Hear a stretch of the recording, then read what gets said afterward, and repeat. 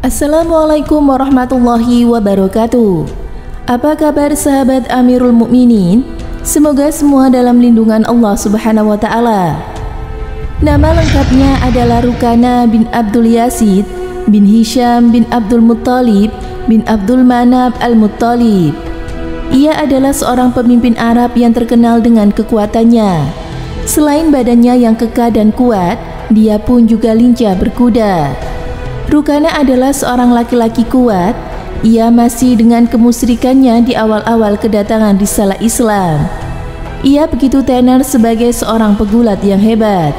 Tidak ada seorang pun yang mampu menguncinya hingga tergeletak di tanah. Postur tubuh dan perawakannya yang besar tampak begitu kentara. Terlihat mencolok dibandingkan orang-orang di sekitarnya. Ibnu Ishaq mengatakan, Abu Ishaq bin Yashar berkata kepadaku, Rukana bin Abdul Yazid bin Hisham adalah seorang Quraisy yang paling kuat. Suatu ketika ia bersama dengan Rasulullah di kampung Mekah atau sebelum hijrah. Rasulullah berkata kepadanya, Wahai Rukana, tidakkah engkau bertakwa kepada Allah dan menerima dakwaku? Ia menjawab, Seandainya aku mengetahui apa yang engkau serukan itu adalah kebenaran, pasti aku akan mengikutimu. Rasulullah kemudian menimpali, Bagaimana kiranya kukalahkan engkau dalam gulat? Apakah engkau akan meyakini kebenaran perkataanku? Ia menjawab, Iya. Rasulullah berseru, Ayo berdiri, aku kalahkan engkau. Abu Ishaq melanjutkan kisahnya. Rukana pun menyambut tantangan itu. Keduanya pun duet gulat. Rasulullah menyergapnya dan berhasil menjatuhkannya. Rukana pun tak berdaya. Penasaran dengan kekalahannya, Rukana berkata, Kita ulangi lagi wahai Muhammad. Keduanya pun kembali bergulat. Rukana kembali berkata, Wahai Muhammad, luar biasa, engkau berhasil mengalahkanku. Rasulullah SAW bersabda, Yang lebih luar biasa dari itu pun akan kutunjukkan jika engkau mau. Jika engkau bertakwa kepada Allah dan menaatiku. Apa itu? Tanya Rukana. Nabi menjawab, Akan kupanggil pohon yang engkau lihat itu, dan dia akan datang kepadaku. Panggillah, tantang Rukana. Lalu pohon itu pun datang hingga di hadapan Rasulullah. Kemudian Rasulullah SAW berkata kepada pohon itu, Kembalilah ke tempatmu. Pohon itu pun kembali ke tempat semula. Bukannya masuk Islam, Rukana malah pergi menuju kaumnya seraya menuduh Rasulullah sebagai penyihir. Wahai anak-anak Abdul Manaf, Muhammad telah menyihir masyarakat.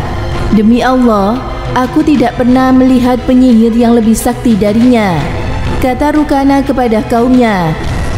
Rukana tak kunjung masuk Islam hingga terjadi peristiwa Fathul Mekah. Abu Al-Yaqsan mengatakan, ketika Rukana datang kepada Nabi untuk memeluk Islam di hari Fathul Mekah, ia berkata, Demi Allah, aku mengetahui jika engkau bergula denganku, engkau akan mendapat pertolongan dari langit. Usai masuk Islam, Rukana kemudian pindah ke Madinah dan tinggal di kota Nabi SAW hingga wafatnya di awal pemerintahan Muawiyah. Pelajaran dari peristiwa ini adalah betapapun orang-orang musyrik sombong dalam menolak Islam, ternyata Rasulullah tidak menyerah untuk mendakwai mereka. Rasulullah pun tetap berlaku ramah kepada mereka. Peristiwa ini juga menunjukkan pendekatan dakwah kepada satu orang berbeda dengan yang lainnya. Tidak semua orang dapat menemukan hidayah melalui pendekatan ceramah. Bahkan kadang seseorang malu menerima dakwah dengan cara ceramah.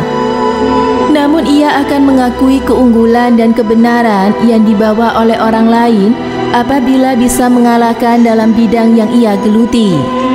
Oleh karena itu, terkadang seseorang lebih menerima orang yang seprofesi dengannya ketika mendakwainya.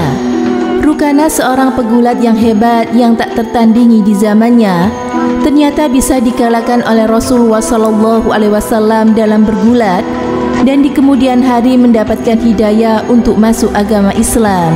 Alhamdulillah, semoga bermanfaat. Wallahu a'lam bishawab.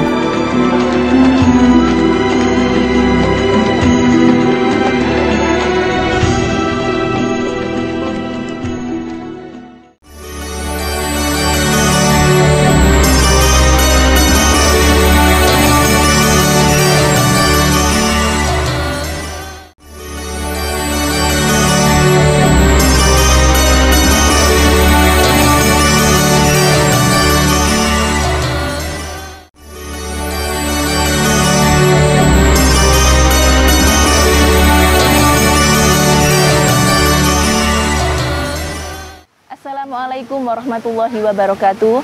Pemirsa Amirul Mukminin yang dirahmati Allah Subhanahu wa taala, Rasulullah sallallahu alaihi wasallam adalah potret kelembutan hati yang sempurna, sang teladan yang dipuji Allah Subhanahu wa taala sebagai nabi dengan akhlak yang agung di atas semua makhluknya.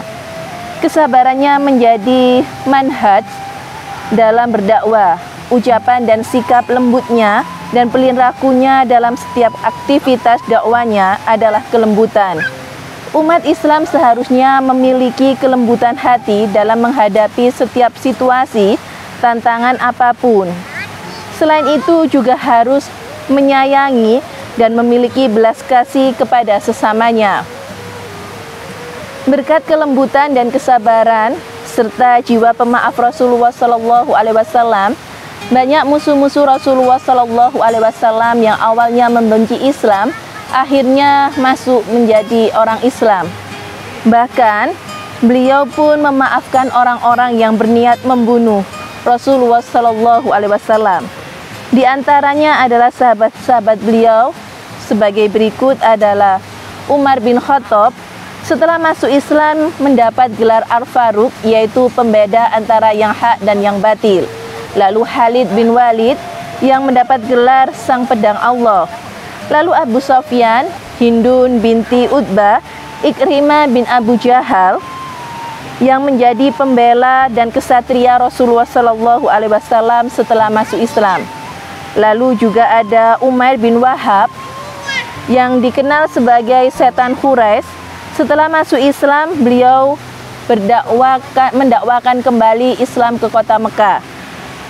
Juga ada Syihab yang masuk Islam karena melihat mukjizat yang dimiliki oleh Rasulullah Sallallahu Alaihi Wasallam ketika batu besar yang tidak bisa menghantam kepala Rasulullah Sallallahu Alaihi Wasallam. Dan masih banyak lagi musuh-musuh Rasulullah Sallallahu Alaihi Wasallam yang awalnya membenci Islam menjadi masuk Islam karena berkat sifat dan juga kelembutan hati serta sifat pemaaf Rasulullah Sallallahu Alaihi Wasallam. Semoga bermanfaat. Wassalamualaikum warahmatullahi wabarakatuh.